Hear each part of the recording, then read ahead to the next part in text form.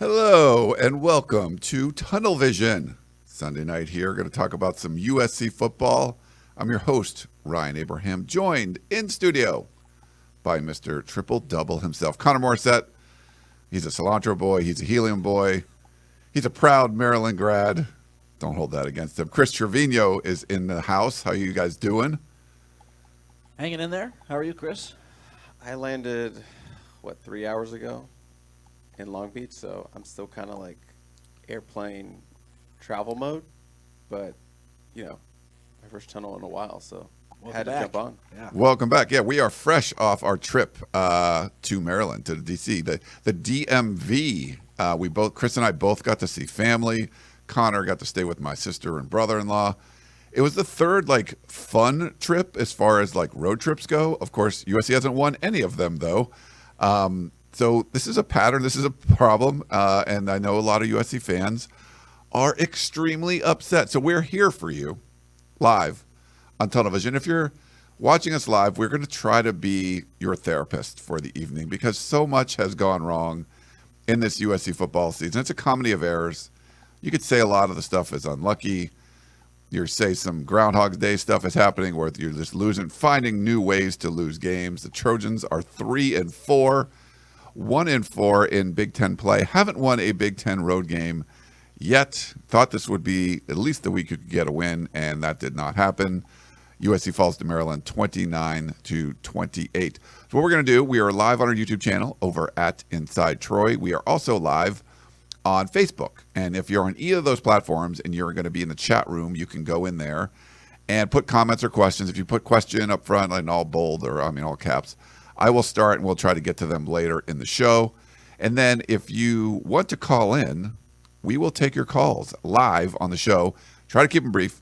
512-4-TUNNEL is the number. And then we're going to record all this and put it up in our podcast platform. So anywhere you get the Parasol podcast, if you're listening to that, appreciate that. But we love doing live events, live shows. It's Sunday night.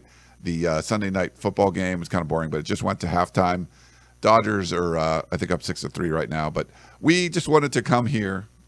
I think it's going to be a lot about you fans. We want to get your calls. We want to hear what you have to say. We'll all give our little takes on just the game, the state of the program, everything, what all the USC fans are saying.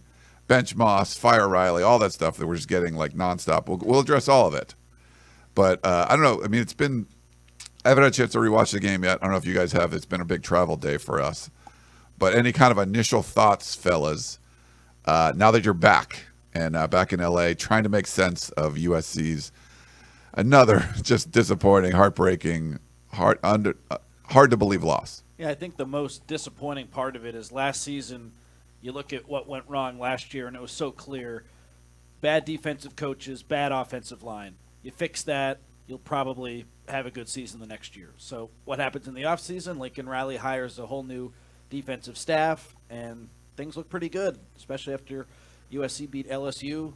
The offensive line, they decided not to bring anyone in from the transfer portal, instead opting to just build with what they have. And against LSU, it wasn't perfect, but it looked pretty good. And then this season plays out the way it's played out with just 4 back-breaking losses, and it's a whole host of issues. It's not just one thing. USC on defense, they're running out of gas in the fourth quarter. The offensive line at critical moments struggles in pass protection. Lincoln Riley, for whatever reason, feels the need to throw when Woody Marks and Quentin Joyner, in my opinion, are 2 of the best players on that offense, and Miller Moss drops back 50 times against Maryland, and USC only has 20 carries. So it's a whole host of issues. Miller Moss has struggled these last few weeks. He can't be without blame here as well. I still feel like he should be the guy going forward, but I know a lot of USC fans feel differently, and I understand that. We can get into that a little bit more here. But last season, USC wasn't very good, and they had 2 clear issues. This season, USC, again, isn't very good, and this rebuild that Riley talked so much about in the offseason, it's taking steps backwards here, and I think that's what's the most disappointing thing if you're a USC fan. It's not just 2 issues right now. It's a whole host of issues, and this team's in trouble, and they might not make a freaking bowl game, and that's unacceptable. That is just unacceptable. It's one of those things where obviously they were 3-3. very easily could have gone 6-0 to close the regular season out this back half. That would have been really good. Not the season you wanted to have, potential playoff team open with LSU, but you can still go 6-0 down the stretch. The season was set up at the back half. You don't have to travel a lot after Maryland, all on the West Coast, so you could make a run there. And then there was but what if they lost to Maryland? What if they went to College Park and they lost to a bad Maryland team? And I was telling people all week, I know the Terps. My brother's a huge Maryland fan. He was like, we're so bad, we're not going to win this game. And then to go out and to lose to Maryland in that fashion, which is what you've lost your other games with, just collapsing in the fourth quarter, collapsing in the second half. And that's just been a whole microcosm of the whole season. The whole season has collapsed on itself. You're 3-4, so we're looking around. It's what happens if they lose to Maryland? Well, we're here. We're right at the bus stop. We've arrived at that lost to Maryland bus stop. So it's just so much anger right now, and it's fire Lincoln Riley. It's tarmac Lincoln Riley. It's really Bench Miller Moss. Have you heard that? I've heard, yeah. I haven't heard that one yet. Okay. So it's all this stuff, and I really do, feel bad for USC fans. You had that great win to open the season. LSU, Connor was preparing so much crow. Go into the playoff, 12-0, what have you, and now you lost to Maryland. And now you have to sit in that with the rest of the season. You got a Friday game coming up, short week. It's just unfathomable, and I just could not conceive. It's just one of those games where, could you imagine if they lost? But now we're sitting in it. Now we have to talk about it. It's just one of those feelings, It's this is never going to happen, and now you're immersed in it. That did, well, obviously, okay, you'll beat Maryland, and then you got to figure out, what Nebraska, what about Rutgers? Washington. Craziness. This is insane. We do have, thank you if you're watching live on YouTube. I know that Facebook, we got some comments. I put them up there, but we have a couple of super chats. Does that sound loud? It sounds a little loud to me. I'll try to change that.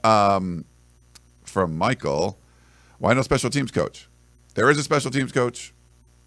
They changed his title. It's special teams coordinator. It just wasn't one of the original 10 assistants, but now other coaches can coach on the field. So you effectively have a special teams coach. Yep, they have a guy. That's all he does. Yeah. Special teams coordinator. They have one. New rules have allowed it. So Ryan Donahue was the special teams coordinator last year, but didn't have that title. Now he has an official title. So it's on there. You can look at it. It's on the USC website. Yeah. Special teams coordinator. And then he also had another super chat. I'm trying to start these questions. Generous. Thanks. What's next? Build for next year? At this point, I think that's where they are. I don't know if Lincoln Riley will feel that way, and you'll see Cam Fountain play a ton and Jaden Mayava come in and just sort of see what you have for next season. But if I was the coach, I'd probably end up doing that at 3-4. What else really do you have to lose at this point? I guess if that goes really south, then you could just have the bottom totally fall out, but you could argue that's already happened. So I think that's the best case scenario to see what you have with some of these guys going forward, but there isn't really a best case scenario right now. The best case scenario was beating Maryland and starting to climb back in here at the end of the season, and losing that game it's just such a killer because Maryland isn't very good. Like Chris said, I don't understand how they lost that game, especially being up 14 points in the second half. It was a comedy of errors. That blocked field goal, I don't know if you guys have had a chance to watch that back. What the heck was the blocking on that? The Maryland defensive players, it was Amos Talele just kind of fell over and they ran right through, blocked it. The lateral, that was a hell of a play. That was some bad luck, but nice play by Maryland. It's gotten to the point where against Penn State, I didn't really feel like USC was poorly coached, but against Maryland, I felt the opposite. I felt like the team was not coached well at all, from the play calling to the execution on the offensive line to the execution of the defensive backs during some of those moments in that game. It was just all around bad, especially in that second half. And again, it's unacceptable in year 3 of Lincoln Riley with what he's getting paid and what the assistants are getting paid, what USC, for all their faults and NIL, what they're paying this roster. It's not even close to being good enough. Lincoln Riley's not going anywhere, and now he's going to be tasked with fixing this, and we can get into why they're in this position and how they fix it more coming up. But that was sort of the big thing for me. This team, they don't have any confidence right now. They should be better than Maryland. On paper, they're better than Maryland, but let's face it, they're 3-4. They're 16th in the Big Ten. They're just not a very good team right now. 100% agree, and I want to put up a comment from Jasper Smith. I've been trying to put up your comments as we're going, so but Jasper Smith says, Maryland is an average team. No way USC should have lost the game. And I agree here. And USC, maybe I can do a little rant or something. Let me look right up here. Yeah, this is not going in the right direction. And I think we'll get into sort of like, people get on you for saying that Lincoln Riley's an offensive genius and all this kind of stuff. I think there's multiple things that can be true. I think people that are upset with Lincoln Riley want to expunge his past and say he's never done anything. Like, that's not true. He's done things. He's been an accomplished head coach in college football, and most of that being at Oklahoma, and then 1 year of pretty good stuff at USC too. And then since then, it's been bad. And I think you can look at the 7-5 year, with Caleb Williams, that's really hard to accept. And this year, seeing how the schedule was laying out and how USC was avoiding what ends up being the best teams in the Big Ten, the Ohio States, the Oregon's the only team ranked of the former Pac-12 teams, by the way. How crazy is that? Indiana, like, you don't think that missing Indiana you thought that might be a gift, but no, it's actually, they're undefeated. They look good. You played a one-dimensional Michigan team, a pretty meddling Wisconsin team. They're actually looking a little bit better right now. Minnesota, Maryland hadn't won a game. Minnesota hadn't won a FBS game for the last 7 tries. Maryland hadn't won a Big Ten game. You get 2 field stormings out of all this stuff. All that stuff isn't acceptable, obviously. And I can say that Lincoln Riley was the best on-paper hire USC's had in 100 years because it is. But you can also say he makes a shit ton of money, and this is on him, and he is the head man. And if you're going to continually lose games where you have 14-point leads, and that's happened numerous times, he's had a fourth quarter lead in every game this season and only won 3 of them, losing 4. I mean, that kind of stuff you're seeing happen kind of over and over, not kind of, but over and over and over again, and you're not able to finish drives. There was what Lincoln Riley's known for, and people get mad because, like, oh, he's done an offensive genius. Oh, he had 5 starting quarterbacks in the NFL last weekend. He did. That's like, those are factual things. And we had one of the posters on the Peristyle share, thanks to Crazy Joe Davola, that if you look at his 8 years as the head coach in college football, he was 3rd in points per game, 1st, 6th, 8th, 3rd, and then this year, 56th. So it's like he's been an offensive genius. He's always been at the top of the charts when it comes to offense. Every year, at least 40 points a game. This year, barely at 30, and only 2 of the games, USC of their 7, he's gone over 30 points. So what he was doing extremely well, and you said, hey, fix the defense and things will get better. The defense is significantly better than it was last year, but the offense has taken way bigger of a step back than I think any of us anticipated.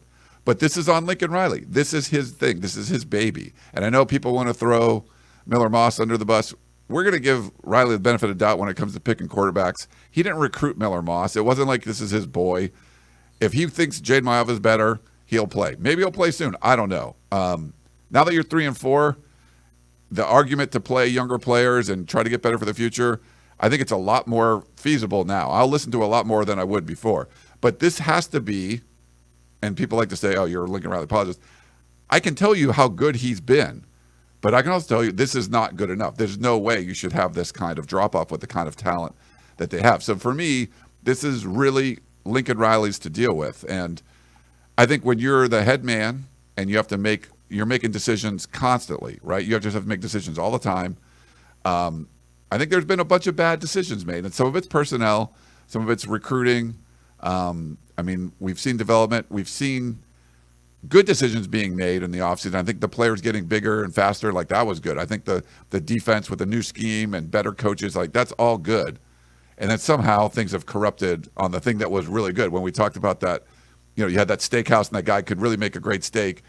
but all the other stuff stunk. And well, now you know, like the asparagus is pretty good, and like the place is a lot cleaner. But somehow he's overcooking the steaks, and it's hard to understand. Like, this was his baby. So yes, I think this is something that Lincoln Riley needs to answer for. A lot of people just want to throw and say you got to put it in the backup quarterback. We'll talk about that too. I mean, at this point, I think like, you have to try something to do something different. I don't think Miller Moss and Jaden Mayava means that they're 7-0 versus 3-4. I think there's a lot of problems with this team, especially on the offensive side of the ball. And then critical moments, you know, the defense would falter, the special teams would falter. It seems like that's the more common theme, is when the chips are on the table and then people, I don't know if they get nervous or whatever. They did really well in the LSU game. That LSU win is one of the best wins in the country. They're, you know, they're 6-1, and their only losses to USC and Vegas. And I feel like that's one of those things where all the other games, they just haven't finished strong. I think they also had a post in that thread that I was mentioning before where USC had the ball and a chance to drive. It hadn't scored on any of those. That's Lincoln Riley's thing. But the defense would falter then. Special teams would falter, you know, block field goal, things like that. There's a bigger problem with this team, that you're going to fail in the final minutes of all these games. And you already had a lead. It wasn't like you just were buried. Like, they've come back. They've been able to have a lead in all of those fourth quarters. So that's sort of my rant on things. For people saying you're a Lincoln Riley apologist, I think you can be saying, hey, his resume is real. Like, just because you don't like him doesn't make all his accomplishments go away. But this is what he does well. And if you're not doing that well, that's something you really have to question, because this has been a really bad offensive year for USC. And I get it's taking over for Caleb Williams, but it shouldn't be as bad as it's been. He's exceptionally stubborn, is how I put it. He does things his way, or we're not going to do it any other way. I mean, look at the game plan this week. He spent all week, and he's working hard. They're all working hard. I'm not saying they're not working hard, but he spends all week working on an offensive game plan centered around the pass, when everyone knows the running backs are the strength of this offense. We're doing it my way. I'm the quarterback guy. This is how it's going to be done. And look at how he's recruited. Didn't adapt to the NIL game fast enough, and he probably still isn't there. I'm a good coach. I'm going to recruit on my reputation. I'm going to make it work with the guys we get. That's just how I've always done it. And this NIL stuff, other teams can play that game. We'll play it a little bit, but I'm going to rely on my reputation. We'll get the guys in here that we get, and I'll just make it work because I'm Lincoln Riley. Pushed back against hiring a general manager, which really could have helped in the offseason when they were going through some recruiting struggles. Again, I don't need to do that. I can take it from here. I'm Lincoln Riley. Look at my record. It's all going to work. Didn't take any offensive linemen or edge rushers from the transfer portal when everyone knew that those were the two big issues on the team in the offseason. I'm going to make it work with what I have. I'm Lincoln Riley. The only hope going forward, because his contract is massive, is that he changes, and you just have to hope that as these losses stack up, he'll look in the mirror and say, hey, what I've done historically has been pretty damn good. But I think in the last 14 games, he's 5-9? There comes a time when you have to change because just what you're doing isn't good enough. And I think he's a little arrogant, a little stubborn, and we're seeing that play out in real time here. When you lose 4 games the way USC's lost, they've been so close in all these games, but eventually, like, you are what you are, and it falls on the head coach. And I think his stubbornness is a big reason why they're in this position. Yeah. We did have a comment. Maybe you can address this to Chris too. He says, Trojan family, hi, you guys were both coming after your own viewers for questioning Riley and Moss just earlier this week and basically calling them idiots. No. So I did call people idiots, so I can. There were some people idiots. There were some people that are being idiots. I think there's a difference between if you say Riley's the worst coach ever, he's never done anything, he doesn't know offense. So that's an idiotic statement in my mind, because there's all this data that shows he did. I think there's a difference between saying, hey, he sucks now. This has been a terrible year for him, but it doesn't make all the other stuff that he's ever done. It doesn't take away his playoff appearances or 4 straight conference championships or all the Heismans or the NFL draft. Like, that doesn't go away. So I think that's the thing. For Miller Moss, and we can get into that now. We can Chris kind of go off on this a little bit. I think most of us felt like, all right, you're mad that things are stinking, so you want Moss to be benched, but we just didn't see, if you had a list of top 10 problems, I'm like not even on the screen while I'm have talking. my list here, but I'll let Chris go first. Yeah, like if you had problems, like he wasn't like the major one, but that's the sort of low-hanging fruit people, well, just bench Moss. I think you're probably right now. I think at this point, like, hey, you got to try something different, and if Riley hasn't been able to figure it out, that's one thing you can do. we just weren't thinking that was the number one thing, and then okay, that fixes everything, and then walk away. So I think there's a difference between. It's just we didn't say Moss should have been benched last year, and Riley has never done anything. Like we're just not agreeing with that kind of stuff. But yeah, Chris, what do you got? I mean, I'm free to let you guys cook as long as you want. I understand. Obviously, they're losing, so when you're losing, you want the inclinations to make big, drastic changes, and one of the biggest drastic change you can do is go with Jaden Maeva, who is a totally different quarterback than Miller Moss, and I see all the arguments for that. He's a runner, he has experience, he was good last year, he is a little turnover prone, but we don't know if he's grown in that aspect throughout this offseason with Lincoln Riley. You know, we had heard plenty of buzz in fall camp that he was really pushing Miller Moss after the spring. He really made a jump, was really pushing. The ball was coming out different compared to those guys. So you saw that action in the offseason. You know, even when we watched that scrimmage, we thought, hey, Jaden Maeva looked better than Moss in that. So you saw the argument there, but you knew Miller Moss had the leadership. You knew he had the locker room behind him based on what he did in the Holiday Bowl. You know, don't forget those 6 touchdowns. You know, everyone was super impressed with that game. But obviously, this is 2024. This is a different time. This is a different season. It's different context all around. So at this point in the season, I'm up for anything in terms of making a big change because you're 3-4. You've lost all these close games. Now, it's not all on him, but he has made some really bad turnovers at times. And again, not all on him. The offensive line he's working with is super inconsistent and wonky. They can be great on a drive and then just give up the most mind-boggling whiff out of nowhere, and it leads to disaster. So he's not working with the best hand in front of him. They have improved, but still, not all on him, but there have been some just back-breaking turnovers that have really cost this team in critical moments, most of the time in the second half of games. So at 3-4, I'm up for any change that you need to make to get something going, some sort of spark, but I'm not going to be one on Twitter saying, bench Miller Moss right now. If that's the change Lincoln Riley wants to make, then so be it. I would not disagree with it because something needs to happen. Some spark needs to get going. But I understand Miller Moss is a huge part of that locker room and a huge leader on this team. So it would have to be a really tough decision to make to go in such a drastic change, but one, you know, that would not be out of the question for me if it happened. Yeah, I think when there was still like potential playoff berth on the line and all that, and you were worried about losing the locker room at 3-4, like you're going to lose the locker room anyway. And if you bench Moss and put in Maeva, like maybe it gets worse, but you have to try something, I think. We'll get into all that too. We have a couple super chats. Let's go. Michael, what is Riley's major shortcoming? Is he elite? I go back to the recruiting part of it, but there's a million things right now. I just think, look at where he's had success. It was easier to play in the Big 12. It was easier to play in the Pac-12, that Riley style. We're going to score 1 million points, and we'll just outscore you. But look at the rosters that he had and the players that he had. When you give him an elite roster, even in the Big 10, I think, the results would be a lot better. And they just don't have that right now, especially with some of the injuries that they've had to deal with. They were a lot better for sure against LSU. That was obvious. But Eric Gentry goes down. Anthony Lucas goes down. And Barry offense, Alexander's gone. Yeah, Barry Alexander's gone. The offense is sputtering a little bit.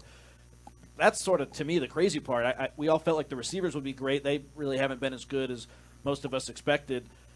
If you give Riley some of those Oklahoma teams and maybe even the 2022 USC team with a good offensive line and Caleb Williams, they'd be right in it here, I think. So I look at recruiting. That's sort of been the big thing that I've talked about all offseason, how I just didn't think the roster was all that great, and that's why I picked them to go 7-5. But it's a million things. The play calling isn't good right now, and I talked about his stubbornness, but I just think they haven't done enough recruiting, and people will be mad. Oregon's won so many recruiting battles against USC, and so many of those guys who USC was in the mix for are doing amazing things up there. And if you gave USC those players, USC, I think, would be in a much, much better position. So might be low-hanging fruit to some because there are so many issues right now. But, how can you not start there? That's where I've always started this season. Yeah, I would go with that one. Danny also did a super chat. Thanks, money, guys. Thanks to Danny. Knowing Lincoln will be staying around, do you think he's likely to hand over OC duties? Do you think the USC administration will pressure him to do so? I can't say that they would pressure him because they have no leverage in that situation because he can do what he wants. But I have been thinking more and more that him adding a play caller would be the next step in his evolution of his maybe growing as a coach. That's a good point, yeah. Taking a step back, I know it's his baby. I know he, gave up some of the reins to his quarterbacks, which were his baby as well, to Coach Hurd. But to give it, something I built and worked on, what I'm known for, to give it to somebody else would be a big thing for him. But as a head coach, your time is so pulled in every direction that you don't have the time to fully be kind of a play caller like he was at Oklahoma. We got this question on the Composite 2-Star podcast. Quick plug. Someone asked us, is Lincoln Riley a winner? And I said, yes, I think Lincoln Riley is a winner. He won 4 consecutive Big 12 championships, won a bunch of games at Oklahoma, got to the college football playoff when there was only 4 teams. I know he's 0-3 in the college football playoff, but to be able to get there still points to winning and being a winner. But I changed the question. The question shouldn't be, is he a winner? The question is, can Lincoln Riley build a winner? Because he had, as we mentioned, we made this remark before, he got the keys handed to him at Oklahoma, fine-tuned machine, kept it running, kept rolling. That's not the case at USC. And it's also a different era. So he has to deal with NIL. He has to deal with transfer portal. He has to deal with conference realignment. He has to do with overhauling an entire football program based on what he was left with, no accountability, culture change, all that. He's got so much to deal with, but on top of that, he's also calling plays. So imagine trying to steal Ryan's analogy game, to be the owner of a high-end restaurant, but also be the head chef. You're going to burn some stuff if you're not worried about the bathrooms are broken, the front staff is messing up, the menus came in a printer. You have to worry about so much stuff that taking away game planning like that and play calling would take so much off his plate so that he could invest his time into other aspects of the program and maybe see things from a different perspective, higher, 30,000 views is that so close. You understand what I'm saying? I'm losing my train of thought there, but that's kind of the overall point I'm trying to make. All right. Well, we have a bunch of questions. So if you've put a question in the live chat, either Facebook or YouTube, I've starred them and we'll try to get back to them. But we want to take your calls. We do have a caller in the queue, so we're going to start there. You can call us at 512-4-TUNNEL. I think this is Bobby in L.A. Bobby, how you doing, man? I tell you, I'm sick to my stomach. 14 games now, 5-9. The response has to stop. The buck stops with Riley. We do have the power to make a change at USC. Friday, they're going to have low attendance because of the World Series. But the rest of the home games, if we get back to 30 or 40,000 fans, USC will have to make a change. And finally, I have one favor, Ryan. Yeah. This year's basketball team is a mystery. Is there a way we can get a good preview like always? Yeah, and there has been a good preview for the basketball. Thanks. Have a good night. All right, thanks, Bobby. Thank you. Yeah, I can tweet it out. I don't know if Bobby's on Twitter, but Isaac Trotter at CBS Sports wrote a tremendous preview of the USC men's basketball team that's on our site, so that is available. Is there a way we can get it? Oh, sorry, we lost him there. Yeah, Bobby. So yeah, just go to uscfootball.com and we have it up. We have it up there and stuff. So if you go on the men's basketball tab, there hasn't been a ton of content there because the season hasn't started yet, so you can find it there. And I read it; it was awesome. You've been going to practices. Yeah, you're transitioning to basketball. Triple double with the triple double pod. Yes. I don't think people want to hear basketball right now.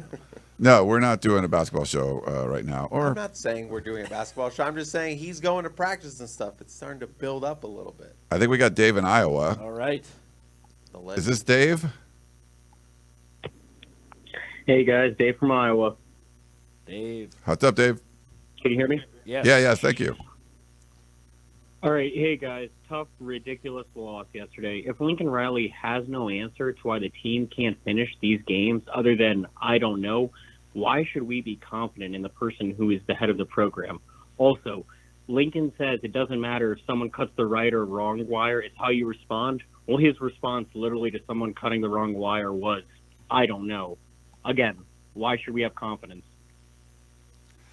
Thanks. I think it's a legit point, Dave. Well, just to fill some people in on that, the reporter who asked that and Riley, they're kind of going at it, and that was a little bit more of like it. Riley answered that question that way, but that to me, and how would anyone out there possibly know this, but that wasn't Riley giving his view of why they can't close out games. That was him kind of shunning a reporter. So I asked the similar question later in the press conference, and he kind of answered it. Yeah. So that was, I mean, it's a bad quote. It's a damning quote. He should, on the record, so he probably should have just given an answer, but that's what that was all about, more so than him actually not knowing. And I mean, another issue with this season, man. Yeah, I mean, he's definitely said some wrong stuff over the few years, and I think sometimes part of the stubborn. All coaches are stubborn. Yeah, they're very protective, but then you can take it to other levels. I think Riley, sometimes when things aren't going well, you kind of circle the wagons, and you're seeing that. And then there's defensive mechanisms to come out when everyone knew that Alex Grinch and that defense wasn't working. And Lincoln Riley told people it was the untrained eye thing, and then you have to fire him a few weeks later because he was terrible. I mean, it's just stuff like that. Those are self-inflicted wounds. You don't have to say. And I feel like sometimes he gets really too defensive, and he's getting defensive with a reporter who doesn't want to answer his question, but it makes him look bad because he gives a bad quote that he doesn't know what's going on. So yeah, let's ask professional questions. yeah. I know that we try to do that. I think we got Andrew in San Diego on the line. We're doing our therapy session, Andrew. How you doing, guys. Man? Good to hear from you guys. Always lovely Sunday night, so we can all complain.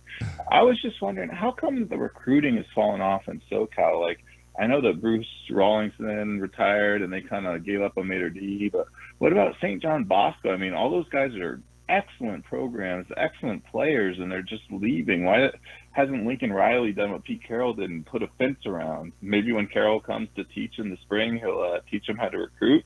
And can Coach O come back and help them recruit? I don't know. Thank you. That's one of the big questions that I know you guys get on the composite two-star recruits, and it's sort of just, to me, it seems more like a philosophy. But there is so much talent here in Southern California.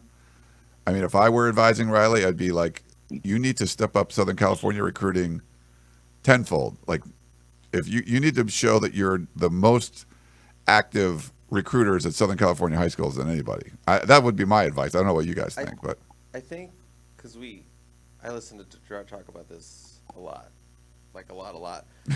But he made the comparison that, remember under Clay Helton when he had the Graham Harrell staff, when they had that very Texas flavored staff assistants, that they set up shop in East Texas over California, and it seems like this staff is doing the same with Georgia. They'd rather recruit Georgia than they would California because that's where they have more connections across their staff, and so they feel more comfortable recruiting there. But you absolutely have to recruit the state of California, the West Coast. Yeah. Other schools come here to get players.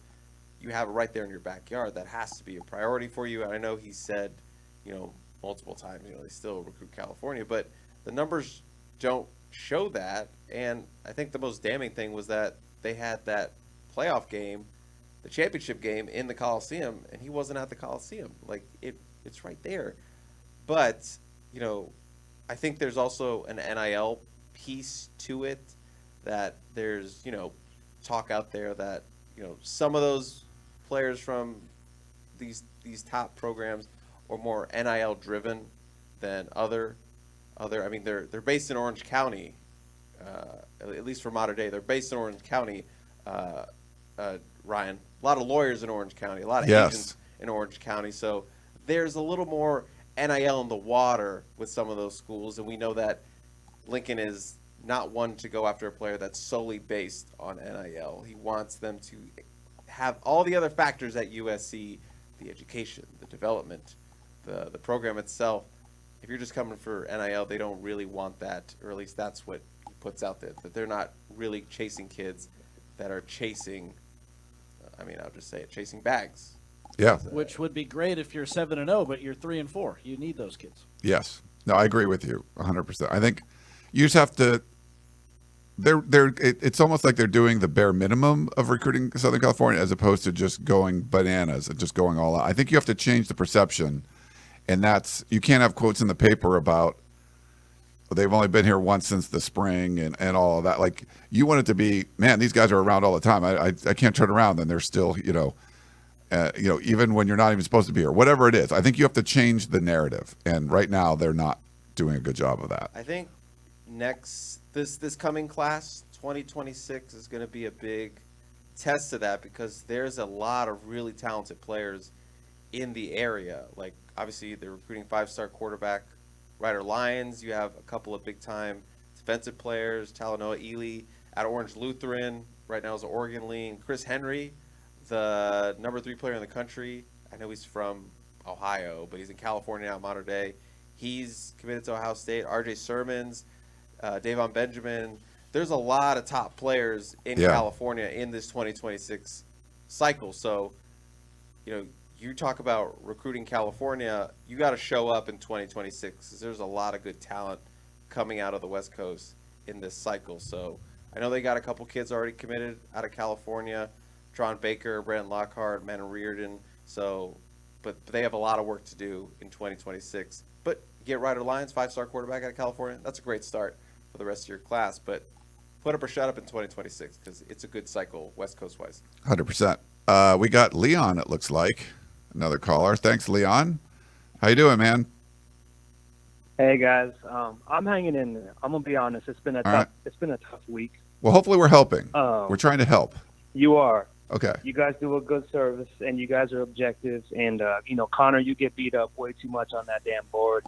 So I'm here to say, 7-5 sounded right at the beginning of the season. Looking at the schedule, we had a lot of unknowns. So I'm coming with a clear head, but I want you guys to put your DM hat on because I'm sitting here thinking, right? I coached 38 years football, so I know what it's like to lose a locker room early in the season. But right now, I'm looking at changing quarterback. I don't think is going to change too much. But what's worse, losing the locker room for this season, and maybe if you guys who already have a foot out the door leaving, or losing a recruiting class. Because what I'm thinking about is we don't know what we have in Mayava. He could be great.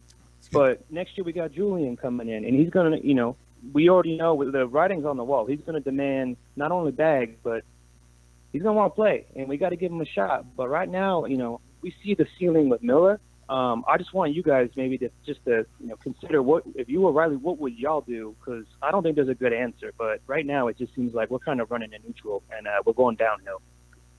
Great call. Thank you for the compliment. It's a really tough spot to be in because I do wonder, Mossi wasn't a captain the other day, but he'd been a captain the previous however many games, previous 6 games, and that locker room loves him, and there's no denying he is not playing as well as he did to start the year, and he's certainly taken some steps back. It looks like he's lost his confidence a little bit. He's throwing balls that are underthrown and just aren't coming out of his hand right. His stats still look pretty good, but if you watch the game, there's some throws and some plays where you're just like, oh, man, he doesn't look right. I just go back to both of you guys, like, when you make a quarterback change, like, the quarterback has to suck, I feel like. And I don't think Miller is even close to sucking. He's not sucking. He's good, but in those moments where it's not good. It's like not all around. It's not terrible. He's serviceable. He's good.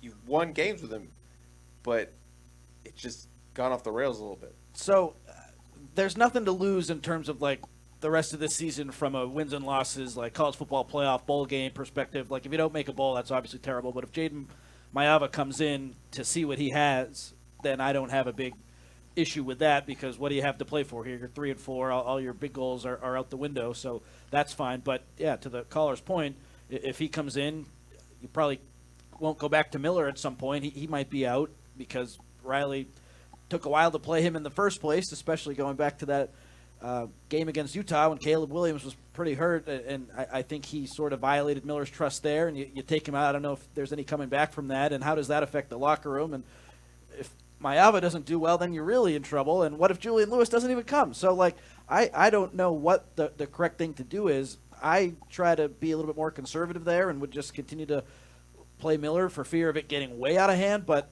hey, you got to take some swings here. And if Maava's the swing you take, I have no issue with it. But I totally agree with what the caller said. There's no easy solution at the quarterback spot because there's so many moving pieces, and you run the risk of losing the locker room. And while Maava's ceiling is higher than Moss's, and I've said that all along, his floor is lower, I think, and he's a little bit more turnover prone. We saw in the Utah State game, he had a fumble, he picked it up and then ran for a nice gain, I think, or still was a positive play there, but he's still pretty raw, and I don't know. This is why Riley gets paid $11 million, I guess, so we'll see how he reacts, but man, it's not a very good position to be in. There's no easy answer.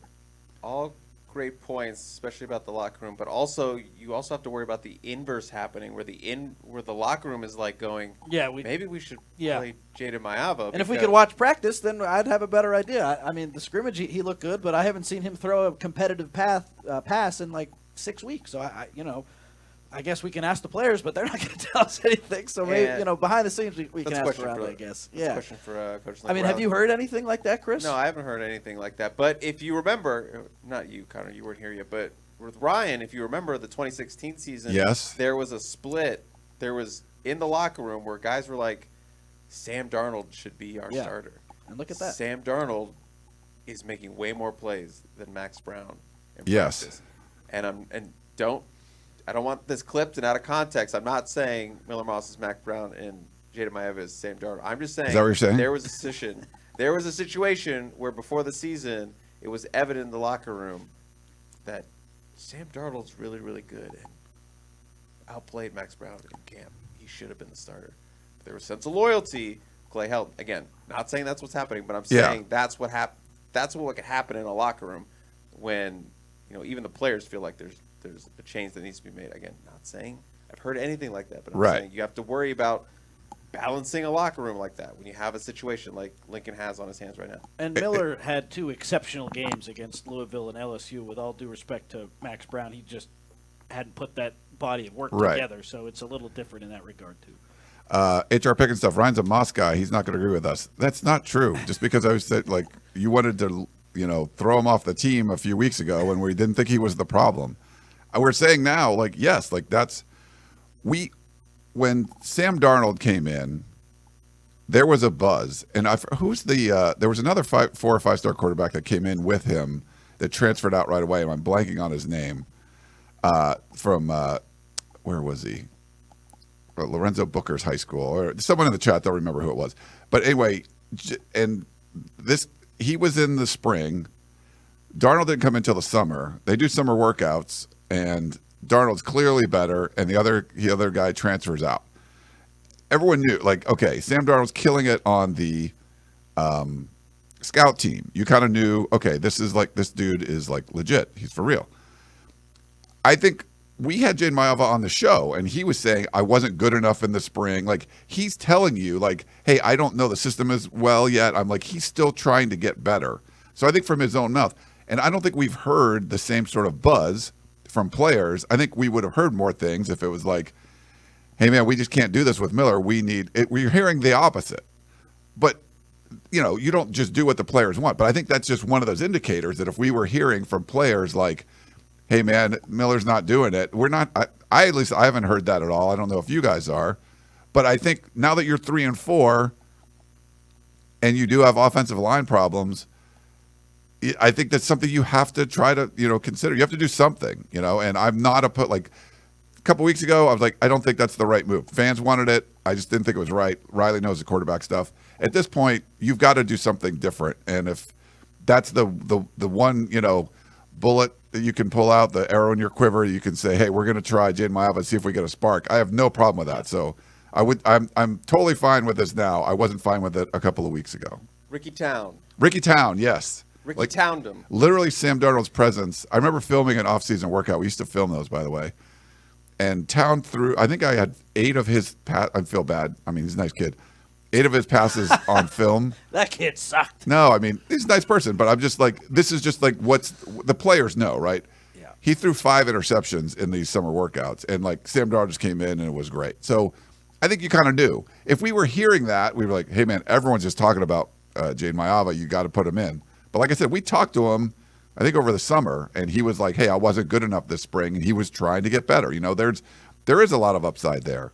And I think if Riley thought he was ready, they would have put him in. But I think at this point, you kind of have to try something because you're 3-4, and that's who you are. That you have to own that record. I agree with all of that, and he definitely made strides in the summer. And Riley did say the competition was closer than it was in the spring, so he's clearly getting better.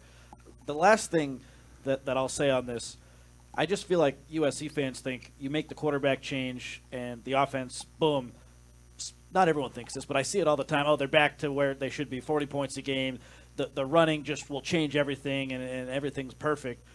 If you look at the things that are wrong with the team, like I still put ahead of the quarterback, bad offensive line, stubborn play caller, non-existent pass rush, a defense that runs out of gas every week in the fourth quarter, and then maybe the quarterback. So that's like your number 5 problem. Could he help? Certainly, but he's not coming into a good situation. And the reason Miller isn't the Miller of LSU in Louisville is because he got freaking killed against Michigan. So you're going to bring in a quarterback who maybe doesn't know the system as well behind this offensive line and just, okay, he can run, so it's all going to be good.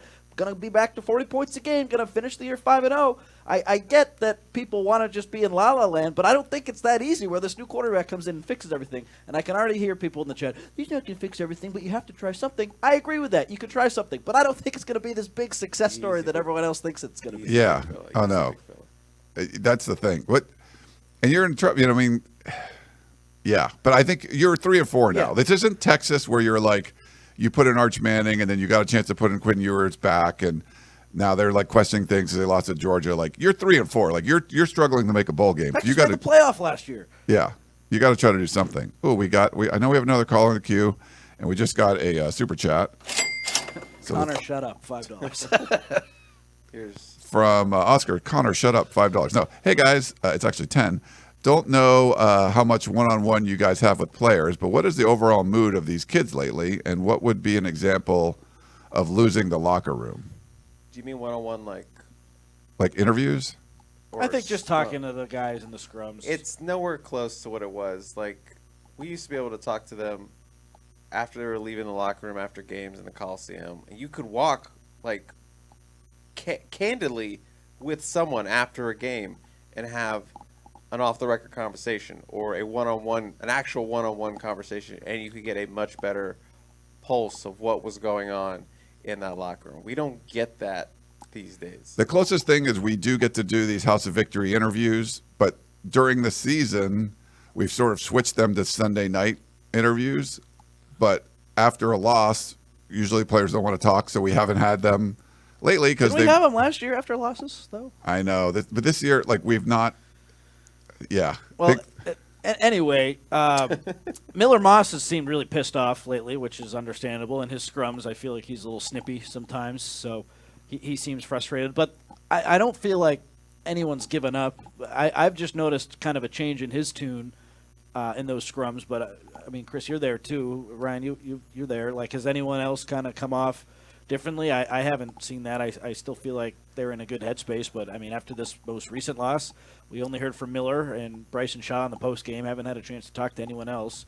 Don't get the House of Victory interviews anymore on Sundays. So yeah, we'll see this week. But Miller, like when that question gets asked, Miller kind of being angry comes to mind. And he had another part of the question we can answer too. I think as a team collectively, they're still bonded and unified together. I think they're more walls up with us. Yeah, big time.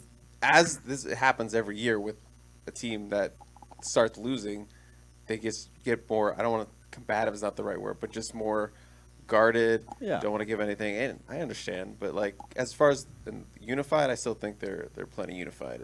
Yeah. Because they like each other a lot more than, It's a bunch of young men, and I think the culture is better, but losing is not easy, and it's been tough. And losing in their fashion, where the mean, opposing fans are leaving the stadiums early because USC is going to win, and then they blow the game. That happened against Michigan. That happened against Maryland. Like, it's not like these losses, third quarter, we're probably not going to win. They're winning in the second half, in the fourth quarter of all these games. Like, it's not just 4 losses that have It's for excruciating losses. So I have no idea how college kids can overcome that in the age of social media and just everything that's going on right now. I feel bad for them. I just don't know like how to analyze that and what they're feeling. I couldn't possibly put myself in their shoes. Like it's tough what's going on. No one in the history of college football going back 20 years has lost games in these fashions where they've had chances to win at the end of games, had a lead in the fourth quarter through 7 games. USC is the only team that's under 500 going back 20 years, and there's over 200 teams that have had leads in the fourth quarter of all 7 games. Like, it's historically bad, and I don't know how that possibly has a good effect on these guys. No, and Shotgun tweeted this. Action figure is on our website on the Peristyle. Make sure you get over there if you're not. And USC's 4 losses against Maryland, 97.2 chance to win. According to this is FPI. In the fourth quarter against Penn State, 92.2% chance to win. Against Minnesota, 91.7%. And against, the Michigan one was 92.5. 92.9%. Like, they had over 90% chance to win in all of those games in the fourth quarter, which is insane. That's an excruciating way to lose all those games. Brian says we should pump more Sunshine. I don't know. We're like complaining about everything the team is doing. I don't know how that is sunshine pumping, but yeah, they've been terrible. Like, you can't lose these games. Like, you have way too much talent. You have way too much coaching power on this team. You should not be 3-4 with this schedule. There's no way. You shouldn't be it. Can I ask you a question, Ryan? Yeah, go ahead. Because Connor and I weren't born yet, but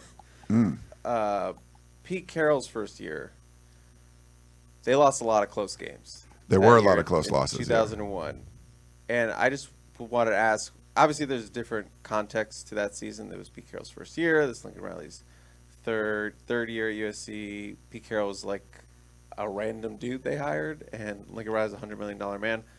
But what was the vibe of those losses that they were losing, 6-10 to Kansas State, or all these narrow losses that they had that year? Sorry, what? So, what was the vibe of the team? I think it was still positive because they were building on something. I think Paul Hackett was so bad, and it was sort of like they were doing like these 2-a-days just for the sake of doing them. Like, you just felt like you were working hard, but you didn't really have a great leader that was pointing you in the right direction. I think once Pete Carroll got there, his message was well received. He did start turning around the recruiting. We were just talking to Sean Cody at our buddy Paul's tailgate over at the Maryland campus, and he was that first big recruit. But people were getting excited, and you could see things start to turn, and recruiting really picked up. And then that was all like figuring it out in year 1. And I think it was a little disappointing to lose the bowl game. They were 6-5, and you thought I think it was Vegas against Utah, and they ended up losing that one. But it didn't discourage them. And then you go and win the Orange Bowl the next year. So I think it was one of those things where the vibe was still good. People realized, okay, he was like Pied Pipering, and we are going to follow this guy. Well, you know what the problem was? You can suck in year 1 as a new coach. Oh, there's hope. We'll be better next year. Yeah. When Lincoln Riley comes in and USC's 11-1. People just expect that every year. So this kind of compounds things and makes it worse when he goes 7-5 and now 3-4. He's kind of doing it backwards. So I don't. He's sort of a victim of his own success in that way. But again, no excuses here. Transfer portal era, he could be doing a lot differently. That certainly hasn't helped either. No. We'd have another call, you guys, or is there anything else on that you want to do? No. I don't know. They didn't leave a name. Hello, caller. You were in the queue. We're here to help you with your therapeutic needs. Yeah, Mitch from New Jersey. Hey, Mitch. This play calling leaves a lot to be desired, and I think we should give Jaden Mayava. He's got a better arm and he can run. I mean, he still think he has Caleb Williams out there. Playbook. He's slow-footed. Most. I want to see the kid, Jaden. Yeah, hey, they got nothing to lose, so I would be against done this for every year. No, you're good, and you're certainly not alone, Mitch. Like, there's a lot of people that think that, and now that, literally, now that you're 3-4, it's hard to give any reasons why you wouldn't want to at least try it. I don't know if he's going to be Caleb Williams, but. But we got to win some games so we don't lose recruits. I don't want to see any more quarterbacks change their minds and that attend a USC at least for 3 years. Thanks for taking my call. Oh, thanks, Mitch. Appreciate it. I just want to say Mitch has an incredible New Jersey accent, and I was going to ask him to yell at me like a New Jersey. Oh, I just dropped it. Sorry. Oh, I'm sorry about that. Mitch, call me back and yell at me in your New Jersey accent. Hey, we have a New Yorker. We could get maybe we can let's see what Mike. Hey, Mike, Oh, you Mike. there? Hey guys, can you hear me? Yeah. Do you have a Jersey or a New York accent you can yell at Chris at before you do your call? I just live here. I'm not from here. Okay. I could tell immediately when he Um, picked up the phone. That's okay. The rain in Spain. I'm like not New Yorker. Okay. So I'm curious, like, what's your perception of the overall state of the program? Like, trying to contextualize this, Lincoln has gotten substantially more NIL. He's gotten the assistants he's wanted. He's getting the facility built that he wants. Are there glaring gaps in capabilities or resources that the program lacks? It just feels like Lincoln, for whatever reason, can't seem to get it done anymore. So like something has changed. So curious what your thoughts are just on the state of the program. Well, thanks for that. It doesn't sound like you need therapy. He's very level-headed about it. What do you guys think? I feel like they're just playing catch-up to a lot of these teams that jumped out quickly on NIL. Connor mentioned it, Lincoln Riley, USC were really slow to adapt to what NIL's become, playing it more safe. Other teams were leaping right into it, and then the guardrails really came off, so they were behind on that. Other teams have better facilities than them. They've been behind the 8 ball when it comes to facilities, so it just feels like they're constantly trying to catch up. And obviously, what's playing out on the field is a symptom of, not having the correct roster, not getting enough talent in here like you're used to with USC. I mean, I was going to make the point about the defense. I'm more lenient towards the defense because I do think they're better. But they have no guys. They have no playmaker on the front. You lost your best player up front. Eric Gentry, gone. You had one of your most impactful defensive linemen, Anthony Lucas, gone. Bear Alexander, talented guy, whatever you want to make the case for him being in the locker room, whatever, gone. It all started with Eric Gentry for me. He was the only guy who was making plays, which made everyone else better. You lost that. Your defense is bad. So they don't have the talent on the roster, especially on defense. So they're just playing catch-up in terms of having to rebuild an entire roster where it's deep enough for these Big Ten teams. They're playing catch-up in facilities. They're playing catch-up in NIL. They're starting to get a little bit better footing, but obviously you're 3-4, so it's not happening quick enough. When I hear that question, it reminds me of what we talked a ton about in the offseason, Ryan, about getting everyone on the same page with NIL. Jen Cohen and Lincoln Riley know how much is in the NIL kitty, and so do the House of Victory people. But when it came time to lock kids in, and when parents and players would say, hey, how much am I making here? What's the deal? You'd have one person give one number, someone else give another number, and they just weren't aligned on things. So then a prospect goes through that process, then they go somewhere else where everyone's buttoned up. Here's the deal. You make this. Let's go. Sign the paper. You're in. USC just, for whatever reason, they had a really tough time getting everyone on the same page, and I've heard this from multiple people. So that, to me, like state of the program, you got to get your recruiting in order. And I'm talking about high school stuff. They operate a little bit differently in the transfer portal. And then, like, in terms of the state of the program next season, what the hell does the offensive line look like? I don't think you feel good about anyone potentially coming back next season if Jonah's gone, which we know he will be, and if Emmanuel Pregnon enters the NFL draft. So concerns there. Who's the quarterback? Like, I do think this 3-4 team, like, this could have gone one of two ways, where they're having an awesome season, recruiting picks up, and they figure some things out. But Yeah. when you're 3-4 and not winning games, the status of your recruiting class is in question. Guys might jump ship. I don't really have a full update on the latest with NIL. It sounds like things are going in the right direction, but I know Jen Cohen wants a general manager, and USC hasn't hired a new one right now, so that to me makes me think that they're still working on some things behind the scenes. There's a lot of question marks, and I don't want to be too down, but I don't know how you could possibly feel really good about next season right now when they have so many one-and-done transfer guys on this team. They're going to rely on a lot of new people next year, and unless they get their act together and bring in a bunch of talent really quickly, it's going to be tough. The good news is, with NIL, it's possible. You can throw money, Yeah, and who yeah. cares where you're – look at Miami. They freaking sucked. Look at And Indiana. they kept elite classes. Miami Auburn. sucked. Auburn sucked. All those teams sucked, and their NIL was super strong, able to keep kids committed, get a lot of talented guys in the portal, and in the high school recruiting. Look at Miami now. Yep. Rolling. Yeah. So you can do it in the NIL age, but you just have to be on the same page, like Connor said, with your NIL strategy. Yeah, I think USC started off slow, and they've just been kind of slow to adapt. There's a lot of changes going on, and like you said, you got to bring everybody together and be on the same page. They've raised a lot more money now, but it's not just about how much you have in your coffers. It's how you pick the right players, and you essentially have a salary cap, and next year you're going to be sharing money from the athletic department. There's just a lot of moving pieces, and I think USC just hasn't, I think there's probably a little blame to go around everywhere. It's not just the coaches or the donors or whatever, but Is synergy the right word? I think synergy is a good word. And how about you go after some of the big fish in the transfer portal too? Like 100%. USC could have used Evan Stewart this year for sure. They could have used Derek Harmon. Derek Harmon, a bunch of those top-rated guys. When it all went right, they beat LSU. So it's tough to totally be like, they really screwed this up royally. But, I mean, right now you just need more firepower, and they don't have it. Yeah. Okay, let's try to get to some starred questions that I had in the chat. We'll go through these quick. Steve, what are the two obvious choices that Lincoln Riley referenced to in the press conference? So do you guys remember what he said there? He said there's Yeah, either quit or don't quit. It was something like that, yeah. Yeah, I don't think it was like Quit or don't quit. Yeah. All right. That's what it was. I think. Yeah, I think maybe it wasn't as obvious if we're asking about it, but Earl, we need to do better on both lines. How's this season going? Affected recruiting. Yes, I mean it can have an impact on recruiting, but We've seen, like Chris said, teams not play well and have good classes. Right now, Auburn can't get out of its own way. They're having, I think, their worst stretch since like the 1950s. They have a dynamite recruiting class, so it can negatively affect recruiting if you don't have your NIL in order and you're losing games. But if behind the scenes things are good with that, I still think they can hold on to a lot of guys.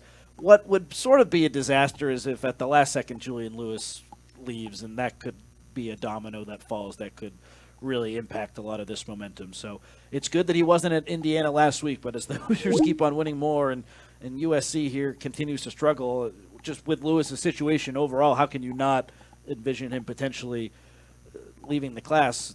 The rumors certainly haven't gotten any quieter, even with him not leaving Indiana. I think a really big key is locking him down, and I don't want to say do whatever it takes, don't get crazy with it, but what do you think, Chris? I feel like keeping him around is pretty important to the fans, it's important to the state of things right now.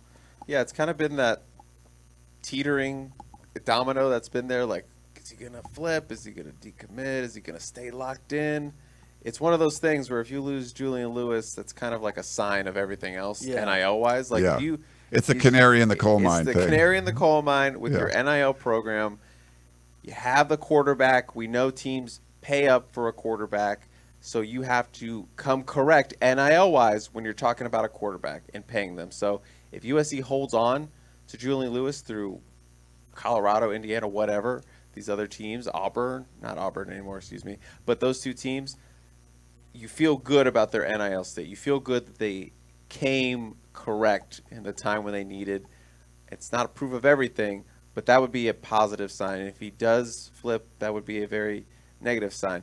But in terms of, struggling on offense and defense and, struggling on the field, sucking does have some of its advantage because you can sell playing time. Like, we have lots of opportunity. We need you.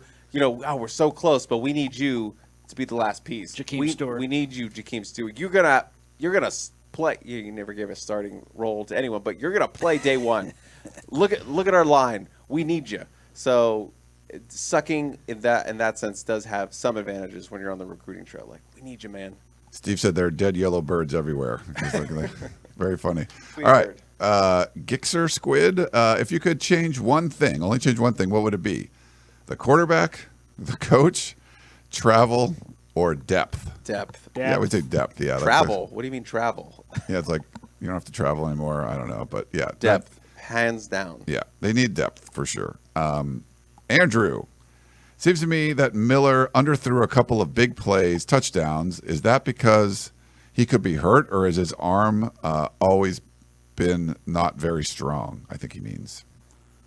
I don't think he doesn't have elite arm strength.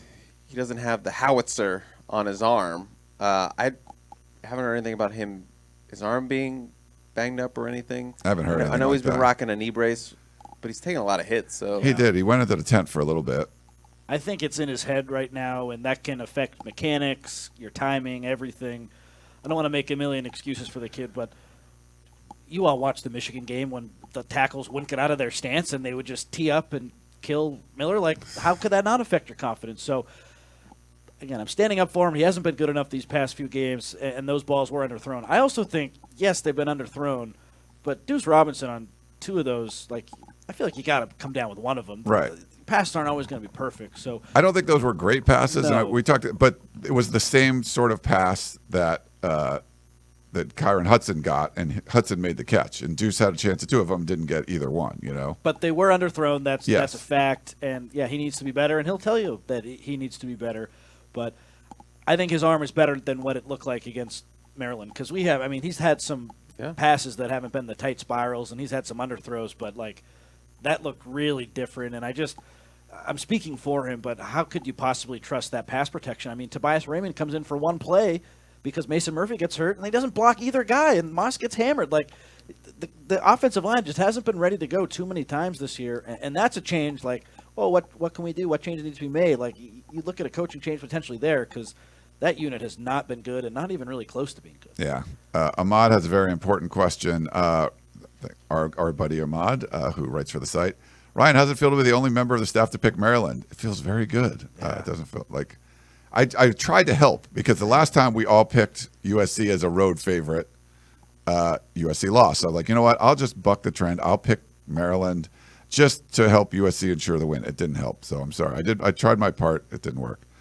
Jasper, he goes. The run game is the strength of. However, pulling the weak side tackle/guard to the strong side hasn't worked in key situations. Why not just zone block more? Great question. There's no team, like, we all watch a ton of football. How many freaking pulling mistakes does USC make because their offensive linemen are so slow? Like, I don't notice that watching other football, whether it's college or the NFL. Like, when guys pull, it's efficient. When USC pulls, it's like at a glacial pace sometimes. So that's caused a lot of issues, too. I think that's a great point. Again, the coaches know a million more things about football than I do, but I do know that when I watch some of those guys pull, like 50-50, it can work or like it's a nightmare. So right. They've just made more mistakes doing that than I've ever seen at any level watching football. It's not been pretty. No, it's like one of those things where if you were like, hey, we're an under center team, we're going to switch to shotgun. Like, you want 99% of the snaps to be great because, we're in a way better position in the shotgun. But if like half of your snaps are going bad, then you shouldn't be in the shotgun. Like, if you're great, like if you think you can get some advantages when you're pulling, guys from one side to the other, but the offensive line's been struggling. If you're not executing that, you'd just be better off just kind of going ahead and blocking your own area because you're just making things worse. Let's keep it simple, stupid. Yes, KISS, KISS. Okay, KIIS. Danny has a question, and he says it's a serious question. So, would you rather have Clay Helton at $4 million per year, and an extra $6 million for NIL, or Riley at $10 million a year, and whatever our current NIL budget is? I'll let you guys answer because I wasn't around for. No, that's a cop out. But you would not do it. No. You need more than just money. Like, an extra $6 million is not going to like make it. If it was $60 million, then yes, then any one of us could coach the team. But yeah, no, because you're not getting development with Clay Helton. I mean, I guess you're making the argument you're not getting development now, but you're really not getting development. Yeah. And a Clay Helton team in the transfer portal, sheesh. Oh, the transfer portal era. Yeah, there'd be people leaving. And the people getting their checks and then getting out the door. Getting their checks, getting out They're taking one look around at a Clay Helton program, and they're leaving. A lot of people that don't like Riley, then we always push back when you try to compare him to Clay Helton. They're trying to figure out some comparison. It's like, no. Like, there's just no. But, I mean, the team this year has been terrible. Like, you could look at results this year, and it resembles stuff like what we've seen before. But Clay Helton's he's never had the kind of success that Riley's had. So people don't want to hear that, but that's true. All you care about is what's happening now. The last 2 years have been bad. So, but we've never seen Clay Helton have the kind of like, he sent this guy, he made this guy a Heisman winner, or he made this guy a first round draft. Like, he's never done anything like that before. So at least Riley's done that. Roger, how often does Inside Troy reconsider questions based on Riley throwing a fit and pulling access?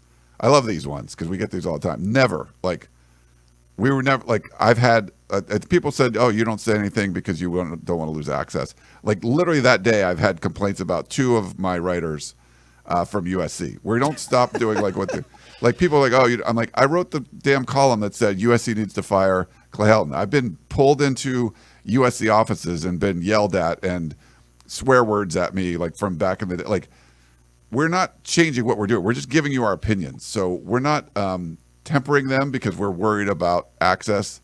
If they're going to take away access, it's going to, you saw them try to cancel Luka and not have him at practice. There was an outrage. Like, if I asked a tough question or whatever it was, or we wrote a piece about, that was negative, and they said, you can't come to practice anymore. I mean, there would be national outrage from all the other media, and it would put pressure on USC. So that's not, I mean, there's the danger of USC just not allowing us to go to practice ever. I mean, it's already pretty limited, but we're not changing what we're doing because we're worried about access. So that's just, but that comes up all the freaking time. I've said this a zillion times, but people just keep thinking that's a thing. Literally does not exist. Could give a shit about that. As you said, we don't have that much access now. So yeah, it's not like you're losing, like, but if something happened like that, like, I've been doing this a long time. I know a lot of the national writers, like, if I said, hey, I asked this question and I'm not getting access anymore, like, Bruce Feldman and Andy Staple, like, all these people would, like, I'm sure they would be, like, tweeting and it would not be a good look for USC, and they would have to reverse their thing. So not a worry for me, at least, anyway. Do you guys have any thoughts on that or no? Just don't be an a-hole, I think. Like, yes. There's a line, you can ask a tough question correctly, and you can ask a tough question incorrectly. So that's sort of, We're respectful about this stuff. We want to bring up all the topics. We've brought up, the quarterback topic. We've brought up the play calling topic. People want us to be, but we're not going to be like an asshole, like you said about it. We're just going to be, we're going to have Lincoln Riley or whoever it is talk about this, and they're going to give you the answer. We can't force them to, like, we're not going to get up there and, like, say, yell at them saying you should bench him or what. Like, that's not our job. But we want to get him to talk about it.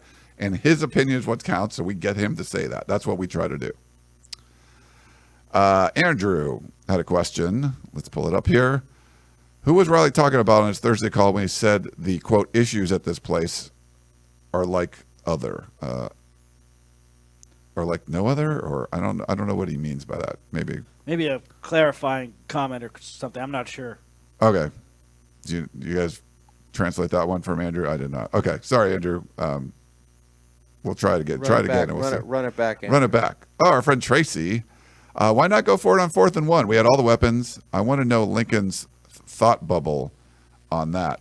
It's funny. In the time, I didn't have an issue, but I've had definitely people bring it up a lot, and it makes sense. But what do you guys think about 4th and 1? 4th and 2 kick.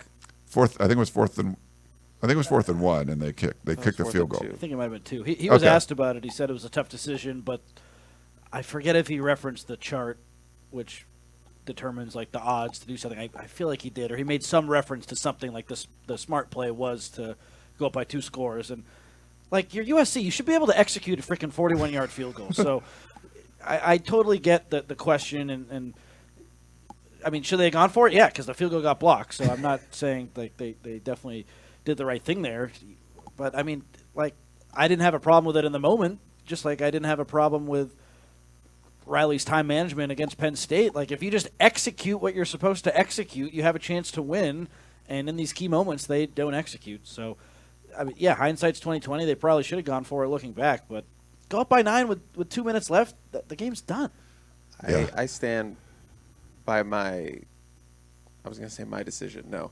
I stand by the decision to kick the ball because – like, it's USC. Kick the freaking 41-yard field goal. What are we doing here? There's a higher chance that you're stuffed than you're getting your field goal blocked. Yeah, you'd think. And if they had gone for it, let's say they'd gone for it, and I'm hammering them if they go for it. They're getting raked over the coals. Whatever the play it is, run, throw. Let's be honest, it's going to be a throw. You're getting raked over the coals. It's incomplete. They go down the field to score. You're just getting absolutely abused on that decision. But if they make it, oh, you're the genius. He's got balls. He's got cojones. It was a loss either way, and the worst possible outcome, a block kick. I know I predicted it, so it's probably my fault, but whatever. You did predict the block kick. I stand by his decision to kick the field goal because, as Connor said, just make the field goal. Don't give up. It's like they didn't even try to block. Yeah, I don't. Yeah, I think this is results based, basically. Like whatever he picked, if it was the wrong thing, you would say you should have done the other one. And I don't like. If you would consistently say I would never kick a field goal in this situation, I think you should always go for it. That makes more sense. But I think some people, just because they're pissed off at Riley and everything, it's like, you did this, you should have did that. Like just going to second guess kind of everything. So I didn't have a big issue with it, but I know some people did. I think, do we have a new super chat? I think we got a new one here. I'll put that one up there. I think so. Maurice, is it true that Coach Lincoln Riley has a worse, quote, first 35-game record than Lane Kiffin, Steve Sarkisian, and Clay Helton? I haven't looked. Well, Steve Sarkisian only coached 16 games at USC, so not worse than him. He got fired right away. So wasn't it the same as Helton or something? I thought it was like one. I think Helton's a little better, but Helton definitely gets worse. Like the beginning, as he gets more of his stuff, it starts going down. All the Sark recruits, Orgeron recruits, all that. Yeah, that starts to kind of go away. Well, I mean, it's kind of going down now too. Yeah, no, you expected like Riley to sort of be, rise above that, but that hasn't been the case. But I don't want to be mean to someone who gave us $5, but that's a Google question. Jasper, if this team loses to Rutgers this Friday night, what will that signal that the team has? Will it signal that the team has packed it in? Oh, absolutely. I think that's a pretty good. That's a pretty big bat signal. Like if you can't beat UCLA, just went on the road and beat Rutgers. It doesn't matter what happens the week before. Like Maryland literally got trucked by a very terrible Northwestern team the week before in the same building, and they played like super inspired football against USC. And I think USC allowed it to happen. They could have put the ball away when they had the 14-point halftime lead. This is like you could find these drives and you see like this. You could identify that's the drive. USC gets the stop on fourth down when Maryland gets the ball to start the third quarter. And they're driving, they're at midfield, and that's when the interception happens. And you just knew things were going to spiral. And that's where you kind of need that toughness to just be like, we're not letting this happen again. But you could tell it was going to happen again. This is Cannon Jai? I don't know, something like that. What do you guys think this is? Has Lane Kiffin given up the offensive coordinator duties at Ole Miss? Compare and contrast to Lincoln Riley. I think he's still calling plays, but I don't know.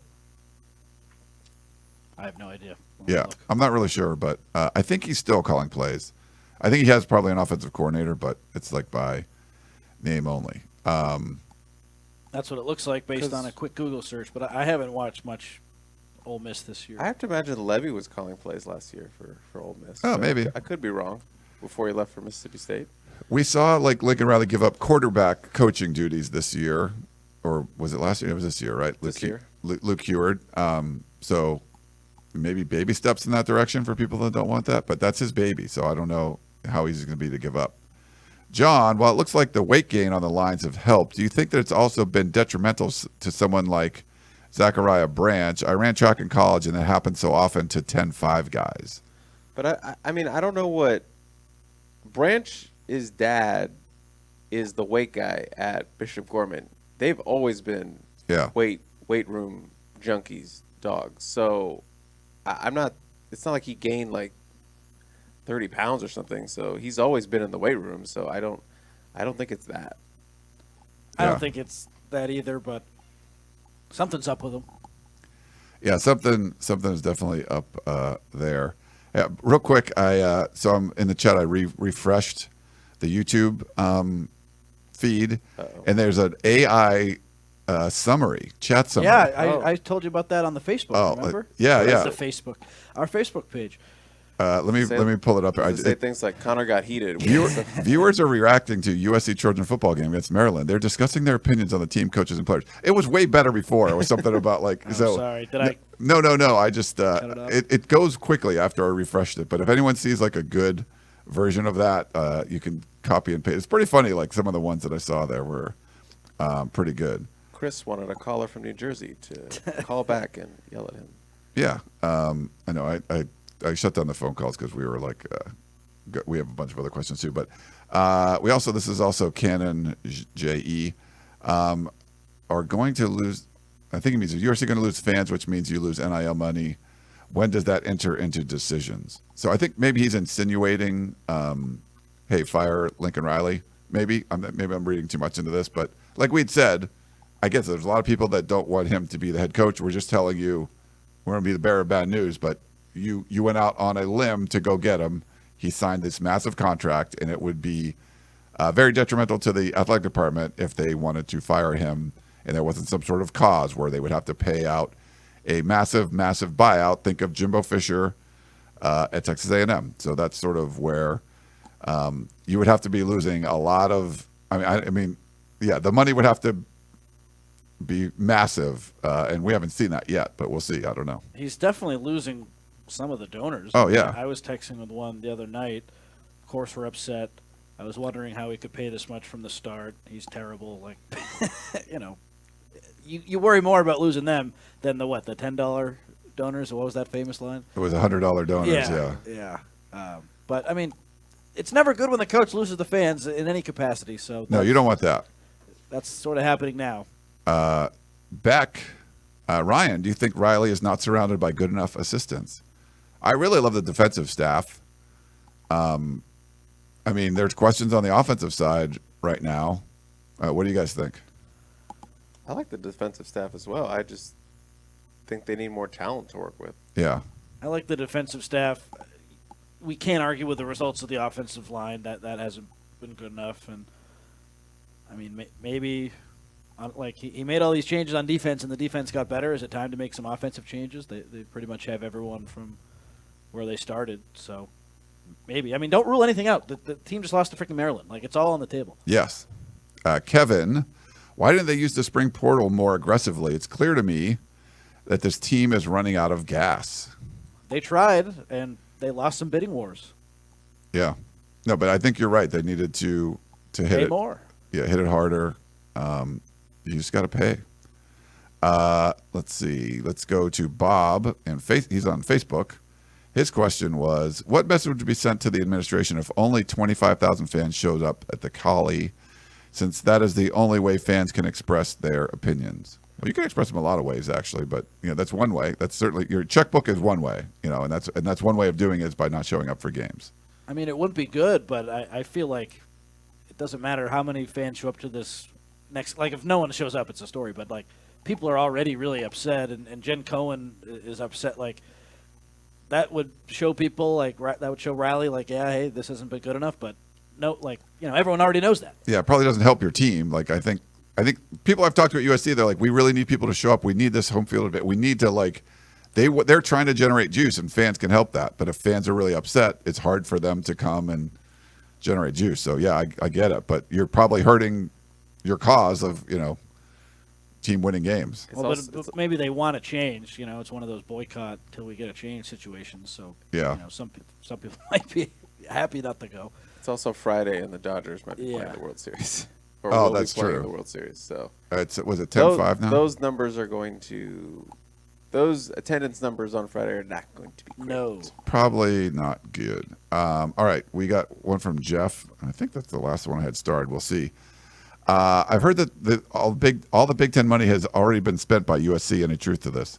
I love it when people like. Where'd you hear that? Yeah, like budgets? Like, what are you talking about? All the Big Ten money? Where'd you hear that? What we can tell you is that for this next season, USC and all the other schools will have to share $22 million in their revenue with athletes. There's no new resources coming in. I mean, they have their Big Ten contract, so they're getting more TV money. But if you're saying that's already allocated now because you have to pay the players, I guess that's probably true. But we don't have access to their budget or anything. But yes, I think. I don't know how it's spent. Like, all the athletic departments are now going to pay more for that, more scholarships. I mean, what if you want to fully fund baseball? Like, you can go from like 11.5 scholarships or whatever it is to 35. What is? I mean, there's a lot of money that's going to be out there for people. So, but yes, I don't know what that would be a concern. I haven't heard anything like that. Yeah, I don't know why there'd be a concern of what the budget is or whatever. But that's just just know all athletic departments are trying to find more money because they have to share revenue now with players for the first time starting next season. We got a super chat. Hot since 91. What a great name.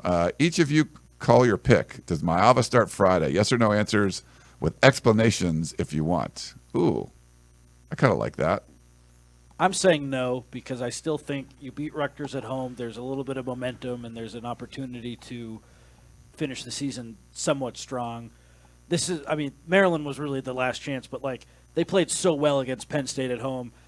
Maybe I'm a fool, but I would be stunned if they lost to Rutgers at home. They've traditionally here played a lot better at the Coliseum. I know so many people are upset with Moss. I don't feel like he's done enough to be benched, but I would totally get if he was. I don't think it's this week. If they lose, then absolutely, but I don't think it's going to be this week. I also say no because just it's a short week. Yeah. It's so truncated with everything, so I don't think you do it this week if you were going to do it. Hot since 91. Boo, boo. Okay. He's booing me? You're getting Why are you booed. booing me? I'm right. They're $5. Okay. He's not saying. I guess he's saying we're trying to predict what's going to happen. I'm going to say the same, and I think that Miller Moss ends up starting.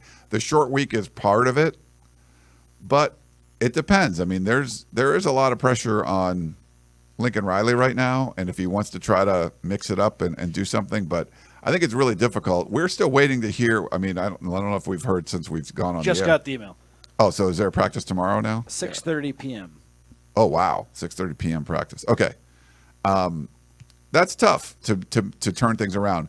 Coaches are creatures of habit. They have their processes, what they do. I mean, they stay there late. They're working on things. For them to change something big like that, I think they would want more time and not less. So I think it would, to be honest, it would probably be like a smart move by Riley just to sort of get some juice going with the fan base because there's a lot of people that aren't happy. Winning is the best thing. You just go out and win.